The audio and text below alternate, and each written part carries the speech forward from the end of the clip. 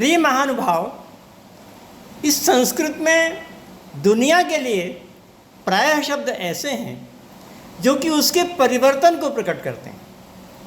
जैसे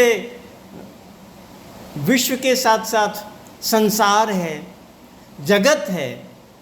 संसार का अर्थ होता है संसरति, जो निरंतर चलता अर्थात परिवर्तन करता रहता है। जगत का अर्थ होता है गच्छति, जो दिन रात परिवर्तन करता रहता है।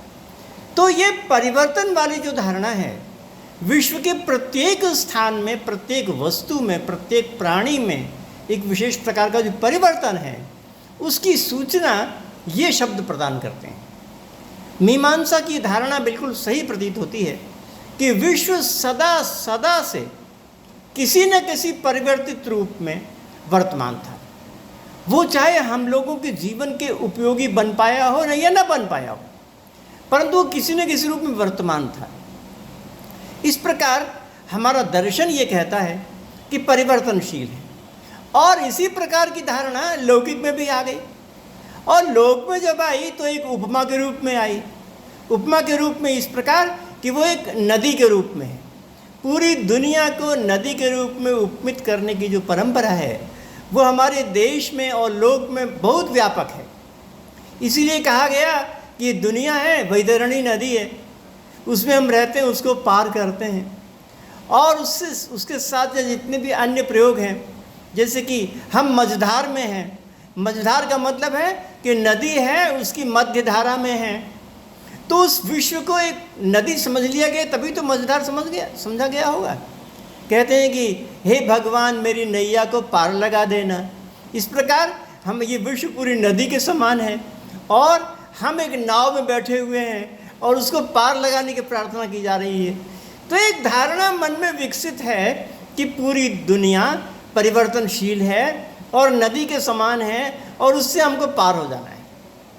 तो इस प्रकार पयस्विनी नदी, स्रोतस्विनी नदी, और वेद में तो कहा है अश्मन्वती नदी। अश्मन्वती नदी का मतलब है पत्थरों वाली नदी। आपने कभी पहाड़ में अगर देखा होगा तो जानते होंगे कि पहाड़ से जो नदी चलती है बहुत वेगशाली होती है, बड़े बड़े पत्थरों को नीचे ले जाती है। तो इस प्रकार की अश्मन्वती नदी है पूरी दुनिया। ये पूरी दुनिया इसी प्रकार की है कि वो बहुत तेज से परिवर्तन कर रही, कोई सीमा नहीं है कि कितनी तेज से परिवर्तन हो रहा है, हम अनुभव करें या ना करें। वेद में एक मंत्र है, अश्मन्वती रीयते संभरध्वम उत्तिष्ठतो प्रतरता सखाय अत्रा जहीमो ये अशिवा असन शिवान वयम उत्तरे माभिभाजन। अर्थात ये अश्मन्वती नदी बहुत वेग से चल रही है, इसलिए उठो और इस नदी को पार कर जाओ। अगर उठेंगे तो पार कर भी लेंगे, और बैठे रहेंगे तो पार करने की कोई संभावना नज़र नहीं आती। इसलिए उठो और उसको पार कर जाओ। तो वो कैसे होगा? जितने अशिव हैं ना, वो सब बोझ हैं, जितने तमह हैं सब बोझ हैं, उनको यहीं पर डाल दो। और जितने शिव हैं वो हल्के हैं, क्योंकि सांख्य में कहा है कि जो सत्व होता है वो प्रकाशशील होता है, हल्का होता है। तो जितने शिव हैं उनको लो, हल्के बन जाओ और इस पूरी दुनिया को पार कर जाओ। कितनी बढ़िया सुंदर व्याख्या है, रोचक है।